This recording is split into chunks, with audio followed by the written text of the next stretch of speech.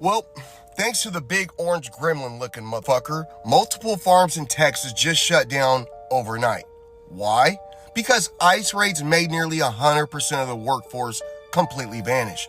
People ran, got detained, or flat out got scared to death and never came back.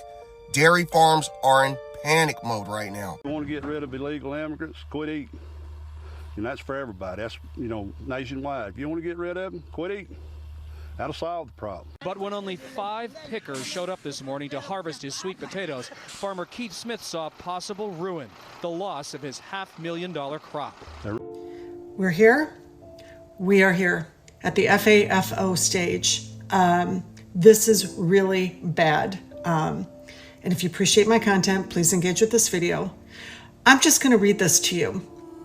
Multiple Texas farms shut down after almost 100% of workforce vanishes overnight. In a stunningly swift overnight change, some Texas farm operations had to shut down after losing virtually all of their workforce, an exodus triggered by the increase in immigration raids and increased enforcement. The ripple effects of these raids are the gift that keeps on giving and will be felt nationwide. Texas is in trouble. See, the farmers in Texas have realized that now that the ICE raids have moved to Texas, most of their employees, the illegals that were left, they're also being taken out. They are looking for black people to work on their farms. And now Texas is like, okay, our employees are gone. They are being taken, literally they are being picked from the fields themselves. But the most important question is, ladies and gentlemen, where are the Afrikaners? Weren't the Afrikaners brought in America to work? How many were they? 49, 54? I thought DJT was relying on them to replace all the illegals that he is taking, because ladies and gentlemen, we are done talking about this, that this is actually about race. It's about color. It was never about illegals, because if they were taking illegals, they wouldn't be taking people that actually have papers, but they're literally taking everybody. What happened to the white Afrikaners? Oh my God. I need to do some research about them. I thought they were going to be replacing the illegals. It looks like the Afrikaners are not enough in America. Well, they cannot be everywhere. They can't be in Nebraska. They can't be in every state. Definitely they can't be in Texas. But can they even be reliable? Can literally these farmers in Texas even rely on the Afrikaners? Absolutely not. You know why? Because mommy and daddy DJT and Elon Musk are on bad terms now. Well, they can't bring in more Afrikaners because they got beef. So guess who is cooked? The Texas farmers. This is happening across the entire nation. ICE isn't just out here enforcing some bullshit laws. They are actively crippling our food systems with fear and chaos. You want to talk about consequences? This ain't just about politics anymore, y'all. It's about what's on your table, what's in your fridge. These Nimrods aren't saving America. They're starving it. They're running scared because of this new law.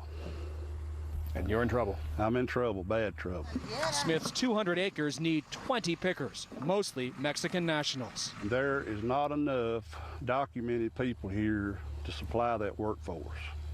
Most of your workers are here illegally. That's sure. If they got documentation, they got a better job working for me. Fernando Aldeman, a Mexican national, has worked Smith's farm since 1992. Everybody's just scared. Yeah. Now, are you here legally? No. No. So, are you scared? Yeah, I'm scared. I'm scared, you know.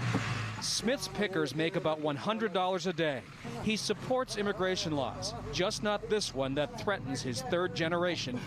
In a stunningly swift overnight change, some Texas farm operations had to shut down after losing virtually all of their workforce, an exodus triggered by the increase in immigration raids and increased enforcement. The ripple effects of these raids are the gift that keeps on giving and will be felt nationwide.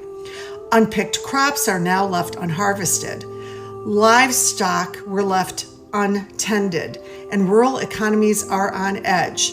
The story isn't just a tale of woe for Texas farms, it's a warning for American agribusiness, food prices, and communities that keep food on our plates. I need you to share this with every Republican you know. And you don't even need to wait for their response. They just need to know what's happening. And this is part of my line of work. I deal with commercial farmers, including these small farmers, as clients, and I cannot tell you how this is the beginning of the complete collapse of our economy under this Project 2025 administration that doesn't know what they're doing. You talk about the immediate shuttering of farms, because this is actually what's happening with the food, with the harvests that are lying there completely rotting. That is a loss of food to local food distributors, local grocery stores, local restaurants, hospitals.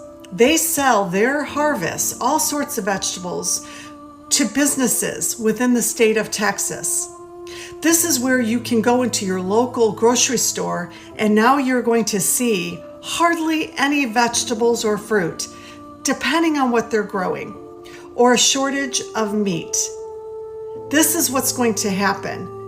Now, all of the other industries that support farming, you've got local pesticide, herbicide, fertilizer suppliers that are just, their sales are going to plummet. These farmers aren't going to be purchasing that. You've got H-2A workers who are now gone, migrant workers who are now gone. They were paying taxes.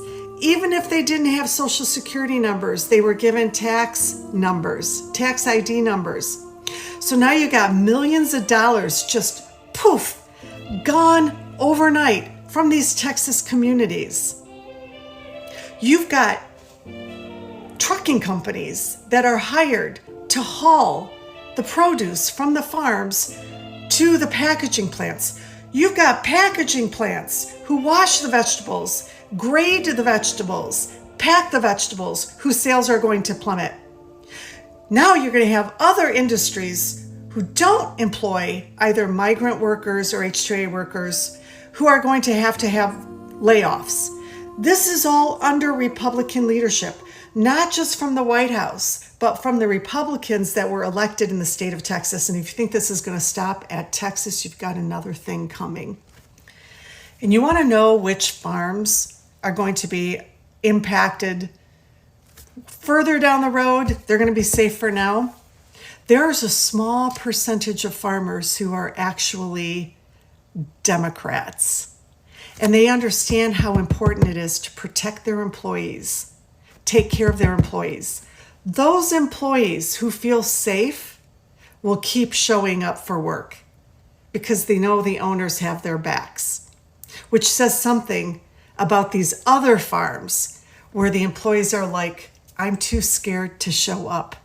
Let me add this final thing. This is going to impact farmers. They're at risk of going out of business. Who's going to jump in? The federal government to compensate them with our tax dollars. So now our tax dollars is going to be used to cover the bullshit leadership of this administration on top of the overwhelming increasing tax dollars being used by this administration to scare, to deport, to imprison people with brown skin. Like, our tax dollars are not helping everyday Americans at all. And this is just the beginning under Republican leadership.